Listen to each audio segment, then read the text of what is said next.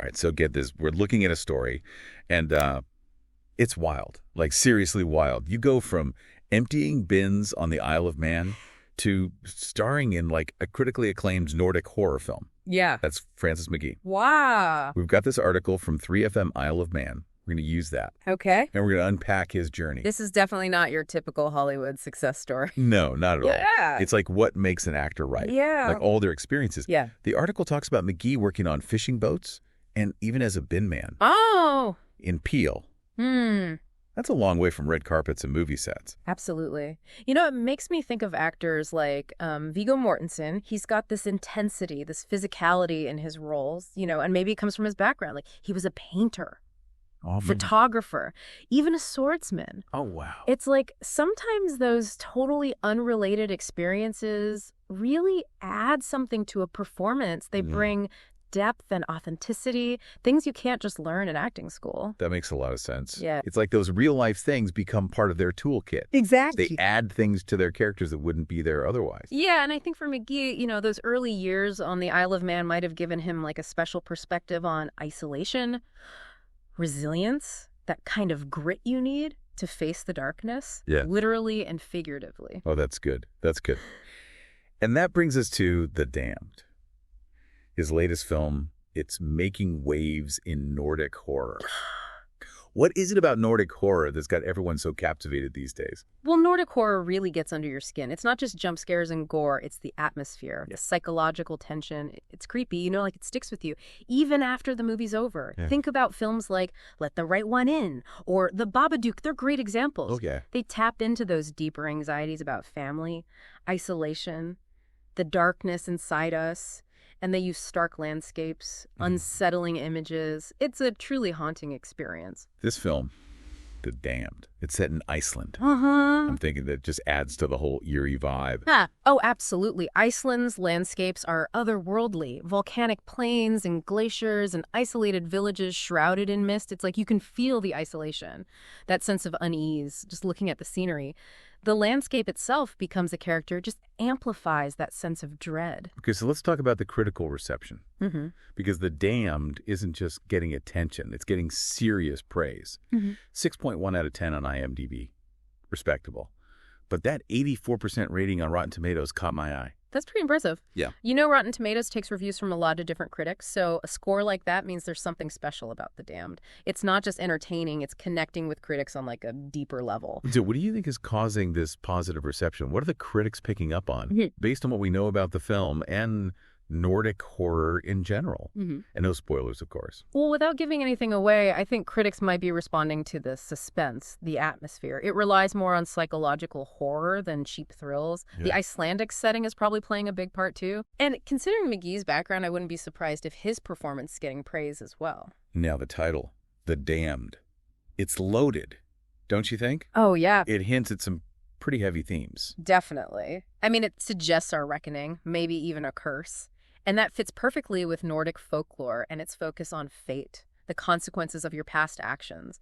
Whether the film leans more towards supernatural horror or psychological thriller, that title sets a really ominous tone. All right, so we've got a former bin man turned actor, the rise of Nordic horror, a chilling Icelandic setting. Critics are raving.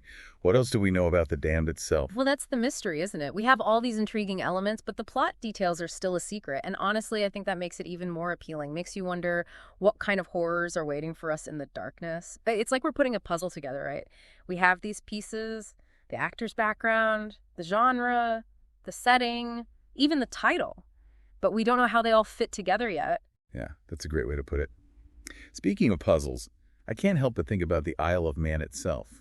You know, it might not have Iceland's volcanoes, but it has its own rugged beauty, like the cliffs, the stone circles, the hills and the mist. Yeah, the Isle of Man has that mystical quality to it, like it could be haunted.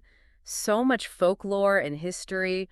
What stories could those ancient stones tell? You mentioned folklore. The Isle of Man has tons of it, right? Right. It's like a place where fairies and mythical creatures are just part of life. Absolutely. You've got the Maudie Dew, that legendary black dog that haunts Peel Castle. Right. And the stories of the Finnedury, that mischievous nature spirit. Oh, yeah. There's so much folklore and myth, it could easily be horror. It makes you wonder if those stories those whispers of the supernatural influenced McGee in some way. Like maybe they sparked his fascination with the dark side of things, a curiosity about what's beyond reality. That's an interesting thought. It wouldn't surprise me at all. Growing up around those stories, those whispers of the unknown, it could definitely shape you creatively. So here's where my mind goes. Could the Isle of Man, with its own atmosphere and folklore, inspire horror stories just as good? Could those hills and ruins hide secrets darker than we think? Oh, I think it definitely has the potential. Remember, horror often works best in places where the line between reality and the supernatural is blurry, where ancient beliefs and superstitions still exist.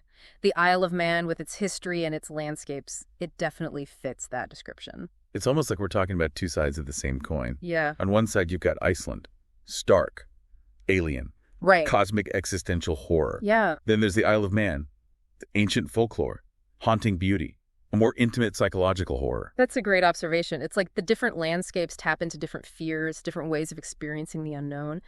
Iceland makes you fear the vastness of the universe, the feeling of being small and insignificant next to these massive cosmic forces.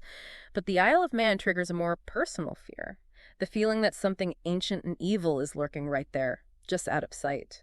And it's not just the landscape, is it? It's the stories that get passed down, the myths and legends that make a community what it is. Exactly. Those stories often reflect our deepest fears and anxieties, the things that keep us up at night. Combine those stories with a landscape that already feels mysterious and uneasy, and you have everything you need for a really compelling horror experience. Okay, so we've talked about Francis McGee, Yeah. Nordic horror, Yeah. and the potential for Manx-inspired chills. But let's bring it back to our listener for a second. Okay. What can we take away from all of this? Why should someone listening care?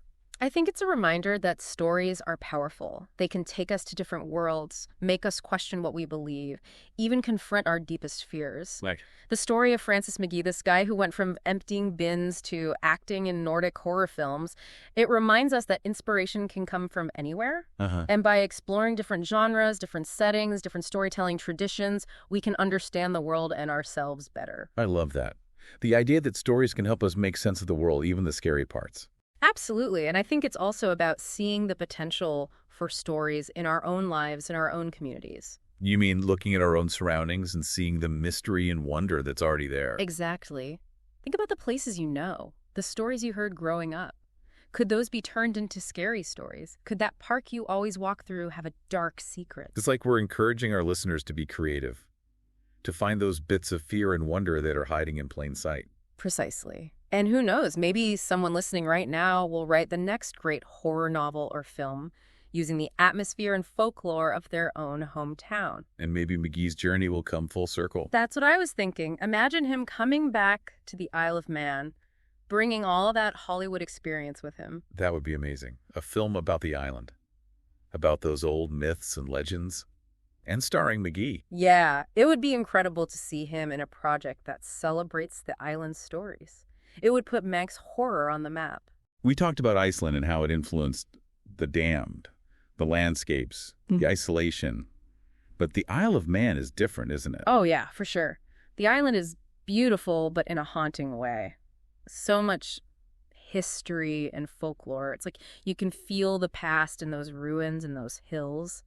It's a different kind of atmosphere, more intimate, maybe even a little claustrophobic. And that could lead to a different kind of horror, right? Something more psychological, focused on the darkness inside us, not the cosmic dread of the unknown. Exactly. Think about the folklore. The Maudie Dew haunting Kiel Castle, the mischievous Fenodari. Those stories are about a personal kind of fear, like something ancient and evil is right there under the surface. The kind of fear that sticks with you, even after you turn off the lights, the kind that makes you look over your shoulder. Right. And imagine that kind of story on screen. With the Isle of Man as the backdrop, it would be amazing. So we've talked about Francis McGee, Nordic horror, and Manx horror. What's the one thing you hope our listeners take away from this? I hope they realize that stories can take us to new places, challenge us, make us see the world differently, and maybe they'll start looking for stories in their own lives, in their own communities. Because who knows, right? That park you walk through every day could be the setting for the next great horror story. And maybe like Francis McGee, someone listening right now will find their own way to be creative, inspired by the most unexpected things. That's a great thought to end on. So until next time, keep exploring. Keep asking questions and let your imagination run wild. You never know what's out there waiting to be discovered.